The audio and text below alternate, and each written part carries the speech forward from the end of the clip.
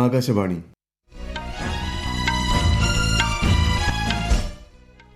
നമസ്കാരം. വാർത്തകൾ വായിക്കുന്നത് നരേന്ദ്രമോഹൻ.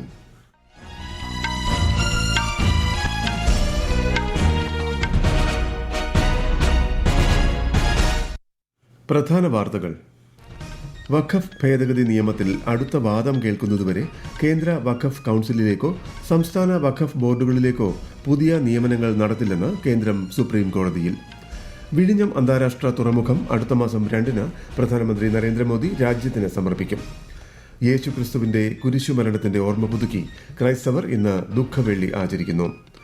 സാങ്കേതിക വിദ്യയുടെ സഹായത്തോടെ നേരിട്ടുള്ള ആനുകൂല്യ കൈമാറ്റത്തിൽ നിർണായക മാറ്റങ്ങൾ കൊണ്ടുവന്നതായി കേന്ദ്രമന്ത്രി പീയൂഷ് ഗോയൽ. സാംസ്കാരികവും പ്രകൃതിദത്തവുമായ പൈതൃകത്തെ സംരക്ഷിക്കുക എന്ന ലക്ഷ്യത്തിലൂന്നി ഇന്ന് ലോക പൈതൃക ദിനം. IPL T20 ക്രിക്കറ്റിൽ മുംബൈ ഇന്ത്യൻസ് സൺറൈസേഴ്സ് ഹൈദരാബാദിനെ 4 വിക്കറ്റിന് പരാജയപ്പെടുത്തി.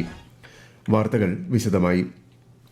2025 വഖഫ് ഭേദഗതി നിയമത്തിന്റെ ഭരണഘടനാ സാധുതയെ ചോദ്യം ചെയ്തും സ്റ്റേ ആവശ്യം ഉന്നയിച്ചുമുള്ള ഹർജികളിൽ 7 ദിവസത്തിനുള്ളിൽ കേന്ദ്ര സർക്കാർ നിലപാട് അറിയിക്കണമെന്ന് സുപ്രീം കോടതി.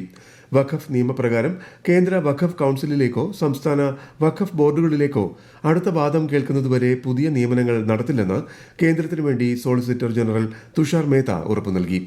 രജിസ്റ്റർ ചെയ്തതോ വിജ്ഞാപനം വഴി വഖഫായി പ്രഖ്യാപിച്ചതോ ഉൾപ്പെടെയുള്ള ഒരു വഖഫ് സ്വത്തും ഈ കാലയളവിൽ നോട്ടിഫൈ ചെയ്യില്ലെന്നും കേന്ദ്രം സുപ്രീം കോടതിയെ അറിയിച്ചു.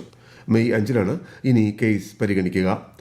ഹർജികളുടെ എണ്ണം കൂടുതലായതിനാൽ 5 പ്രധാന കേസുകളാകും മെയ് 5-ന് പരിഗണിക്കുകയെന്ന് കോടതി വ്യക്തമാക്കി. ചീഫ് ജസ്റ്റിസ് സഞ്ജീവ് ഖന്ന, ജസ്റ്റിസുമാരായ സഞ്ജയ് കുമാർ, KV വിശ്വനാഥൻ എന്നിവരടങ്ങുന്ന 3-അംഗ ബെഞ്ചാണ് കേസ് പരിഗണിക്കുന്നത്.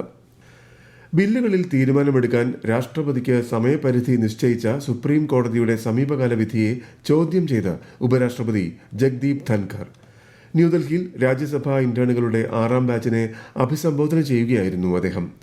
ഇന്ത്യൻ രാഷ്ട്രപതിയോട് കോടതിക്ക് നിർദ്ദേശിക്കാനാകില്ലെന്നും അദ്ദേഹം പറഞ്ഞു. നേരിട്ടുള്ള ആനുകൂല്യ കൈമാറ്റം നിർണായക മാറ്റങ്ങൾ കൊണ്ടുവന്നതായി കേന്ദ്ര വാണിജ്യ വ്യവസായ മന്ത്രി പീയൂഷ് ഗോയൽ. കൂടുതൽ പേരിലേക്ക് ആനുകൂല്യങ്ങൾ എത്തിക്കുന്നതിനും ആനുകൂല്യ കൈമാറ്റത്തിലെ വിടവുകൾ നികത്തുന്നതിനും സാങ്കേതിക വിദ്യ അധിഷ്ഠിതമായ പരിഷ്കരണങ്ങളിലൂടെ സാധിച്ചതായും കേന്ദ്രമന്ത്രി പറഞ്ഞു. മേഖലയിൽ സാങ്കേതിക വിദ്യയുടെ സഹായത്തോടെ ഇന്ത്യയുടെ വെൽഫെയർ എഫിഷ്യൻസി ഇൻഡെക്സ് 0.32-ൽ നിന്നും 0.91-ആയി ഉയർന്നതായും കേന്ദ്രമന്ത്രി പറഞ്ഞു. ബോംബെ സ്റ്റോക്ക് എക്സ്ചേഞ്ചിന്റെ സാങ്കേതിക പുരോഗതിയെയും ഇന്ത്യയുടെ സാമ്പത്തിക വികസനത്തിലെ അതിന്റെ നിർണായക പങ്കിനെയും പ്രശംസിച്ച് കേന്ദ്ര ധനമന്ത്രി നിർമ്മല സീതാരാമൻ. ഏഷ്യയിലെ ഏറ്റവും പഴക്കം ചെന്ന ഓഹരി വിപണിയായ ബോംബെ സ്റ്റോക്ക് എക്സ്ചേഞ്ചിന്റെ 150-ാം വാർഷികാഘോഷവേളയിൽ മുഖ്യാതിഥിയായി പങ്കെടുക്കുകയായിരുന്നു ധനമന്ത്രി. ലോകത്തിലെ ഏറ്റവും മികച്ച ഓഹരി വിപണികളിൽ ഒന്നായി BSE മാറിയെന്നും ധനമന്ത്രി പറഞ്ഞു. BSE has a capacity to process 1,500 crore orders per day. 150-year-old institution has utilized technology to transform itself so much that the numbers match India's population scale, and for the world today looks up to the Indian scaling that the BSE has achieved as remarkable. വിഴിഞ്ഞം അന്താരാഷ്ട്ര തുറമുഖം അടുത്ത മാസം 2-ന് പ്രധാനമന്ത്രി നരേന്ദ്രമോദി രാജ്യത്തിന് സമർപ്പിക്കുമെന്ന് തുറമുഖ വകുപ്പ് മന്ത്രി VN വാസവൻ അറിയിച്ചു. ഇത് സംബന്ധിച്ച അറിയിപ്പ് പ്രധാനമന്ത്രിയുടെ ഓഫീസിൽ നിന്നും ലഭിച്ചതായും മന്ത്രി പറഞ്ഞു. 2024 ജൂലൈ 13 മുതലാണ് വിഴിഞ്ഞം തുറമുഖത്ത് ട്രയൽ അടിസ്ഥാനത്തിൽ കപ്പലുകൾ വന്നു തുടങ്ങിയത്.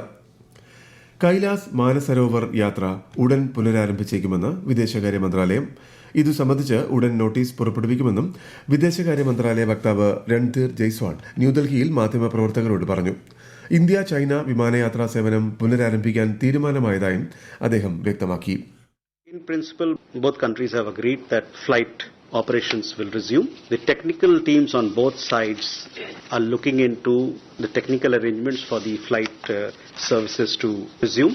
When Foreign Secretary had visited Beijing, that is, both sides had agreed to resume direct air services.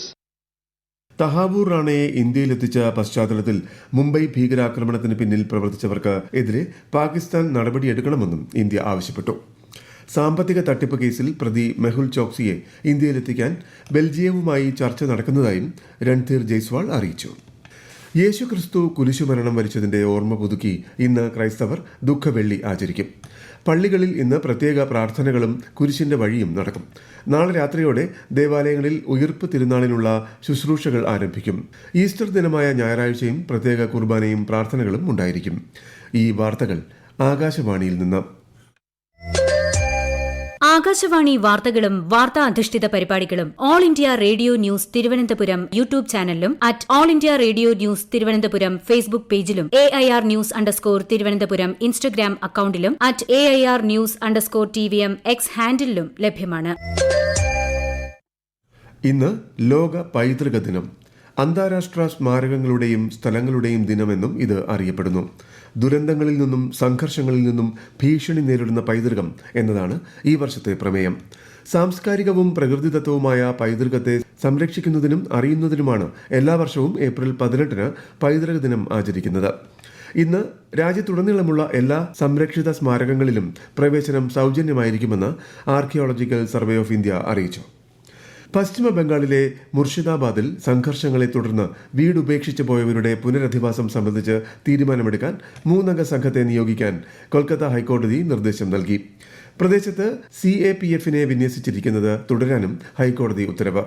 അക്രമ സംഭവം ദേശീയ അന്വേഷണ ഏജൻസി അന്വേഷിക്കണമെന്ന് ആവശ്യപ്പെട്ട് പ്രതിപക്ഷ നേതാവ് നൽകിയ ഹർജി ഡിവിഷൻ ബെഞ്ച് തള്ളി. അതേസമയം ആവശ്യമെങ്കിൽ കേന്ദ്ര സർക്കാരിന് സ്വമേധയാ NIA അന്വേഷണം പ്രഖ്യാപിക്കാമെന്നും കോടതി വ്യക്തമാക്കി.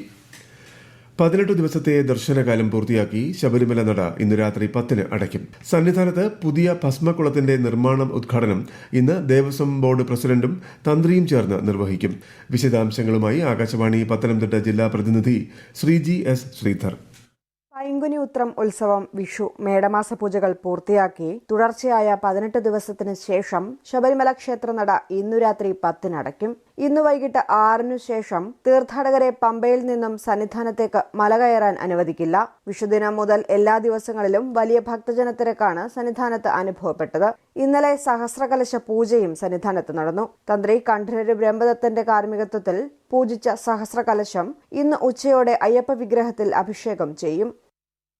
IPL T20 ക്രിക്കറ്റിൽ ഇന്നലെ നടന്ന മത്സരത്തിൽ മുംബൈ ഇന്ത്യൻസ് സൺറൈസേഴ്സ് ഹൈദരാബാദിനെ 4 വിക്കറ്റിന് പരാജയപ്പെടുത്തി. 163 റൺസ് വിജയലക്ഷ്യം പിന്തുടർന്ന മുംബൈ 18.1 ഓവറിൽ 6 വിക്കറ്റ് നഷ്ടത്തിൽ ലക്ഷ്യം മറികടന്നു. ഇന്ന് റോയൽ ചലഞ്ചേഴ്സ് ബംഗളൂരു പഞ്ചാബ് കിങ്സിനെ നേരിടും. ബംഗളൂരുവിലെ M. ചിന്നസ്വാമി സ്റ്റേഡിയത്തിൽ വൈകുന്നേരം 7:30-നാണ് മത്സരം. അമേരിക്ക യൂറോപ്പ് വ്യാപാര ചർച്ചകളിൽ പ്രത്യാശ പ്രകടിപ്പിച്ച് അമേരിക്കൻ പ്രസിഡന്റ് ഡൊണാൾഡ് ട്രംപും ഇറ്റാലിയൻ പ്രധാനമന്ത്രി ജോർജിയ മെലോനിയും. കരാർ 100% സുതാര്യമായിരിക്കുമെന്ന് അമേരിക്കൻ പ്രസിഡന്റ് വ്യക്തമാക്കി. ചർച്ചയിൽ തീരുമാനമായാൽ മേഖലയെ അഭിവൃദ്ധിപ്പെടുത്തുക എന്ന തന്റെ ലക്ഷ്യം സാക്ഷാത്കരിക്കാൻ സാധിക്കുമെന്ന് ഇറ്റാലിയൻ പ്രധാനമന്ത്രി പറഞ്ഞു.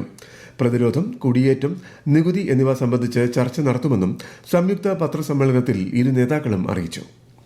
നാളെ റോമിൽ നടക്കുന്ന അമേരിക്ക ഇറാൻ 2ാം വട്ട ആണവ ചർച്ചകൾക്ക് മധ്യസ്ഥത വഹിക്കുമെന്ന് ഒമാൻ വിദേശകാര്യ മന്ത്രാലയം അറിയിച്ചു. നീതിയും സുസ്ഥിരതയും ഉറപ്പാക്കാൻ ചർച്ച സഹായകമാകുമെന്ന് പ്രതീക്ഷിക്കുന്നതായി മന്ത്രാലയം വ്യക്തമാക്കി. ചർച്ചകൾക്ക് വേദിയൊരുക്കിയതിന് ഇറ്റാലിയൻ സർക്കാരിന് നന്ദി അറിയിക്കുന്നതായും മന്ത്രാലയം പറഞ്ഞു. സംസ്ഥാന സർക്കാരിന്റെ 4ാം വാർഷികാഘോഷങ്ങളുടെ സംസ്ഥാനതല ഉദ്ഘാടനം ഈ മാസം 21-ന് മുഖ്യമന്ത്രി പിണറായി വിജയൻ കാസർഗോഡ് നിർവഹിക്കും. എന്റെ കേരളം പ്രദർശന വിപണനമേളയുടെയും ഉദ്ഘാടനം മുഖ്യമന്ത്രി നിർവഹിക്കും.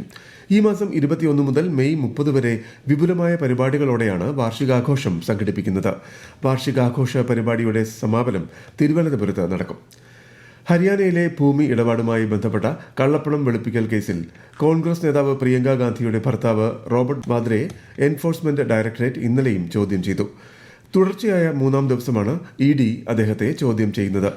അതേസമയം നാഷണൽ ഹെറാൾഡ് കേസിൽ മുതിർന്ന കോൺഗ്രസ് നേതാക്കളായ സോണിയാഗാന്ധിക്കും രാഹുൽ ഗാന്ധിക്കുമെതിരെ ED കുറ്റപത്രം സമർപ്പിച്ചത് സംഭവത്തിൽ അഴിമതി നടന്നതായി വ്യക്തമായതുകൊണ്ടാണെന്ന് BJP ആരോപിച്ചു. പ്രധാന വാർത്തകൾ വീണ്ടും. വഖഫ് ഭേദഗതി നിയമത്തിൽ അടുത്ത വാദം കേൾക്കുന്നതുവരെ കേന്ദ്ര വഖഫ് കൌൺസിലിലേക്കോ സംസ്ഥാന വഖഫ് ബോർഡുകളിലേക്കോ പുതിയ നിയമനങ്ങൾ നടത്തില്ലെന്ന് കേന്ദ്രം സുപ്രീം കോടതിയിൽ. വിഴിഞ്ഞം അന്താരാഷ്ട്ര തുറമുഖം അടുത്ത മാസം 2-ന് പ്രധാനമന്ത്രി നരേന്ദ്രമോദി രാജ്യത്തിന് സമർപ്പിക്കും. യേശു ക്രിസ്തുവിന്റെ കുരിശുമരണത്തിന്റെ ഓർമ്മ പുതുക്കി ക്രൈസ്തവർ ഇന്ന് ദുഃഖവെള്ളി ആചരിക്കുന്നു. സാങ്കേതിക വിദ്യയുടെ സഹായത്തോടെ നേരിട്ടുള്ള ആനുകൂല്യ കൈമാറ്റത്തിൽ നിർണായക മാറ്റങ്ങൾ കൊണ്ടുവന്നതായി കേന്ദ്രമന്ത്രി പീയൂഷ് ഗോയൽ. സാംസ്കാരികവും പ്രകൃതിദത്തവുമായ പൈതൃകത്തെ സംരക്ഷിക്കുക എന്ന ലക്ഷ്യത്തിലൂന്നി ഇന്ന് ലോക പൈതൃക ദിനം. IPL T20 ക്രിക്കറ്റിൽ മുംബൈ ഇന്ത്യൻസ് സൺറൈസേഴ്സ് ഹൈദരാബാദിനെ 4 വിക്കറ്റിന് പരാജയപ്പെടുത്തി. വാർത്തകൾ കഴിഞ്ഞു. അടുത്ത വാർത്താ പ്രക്ഷേപണം ഉച്ചയ്ക്ക് 12:30.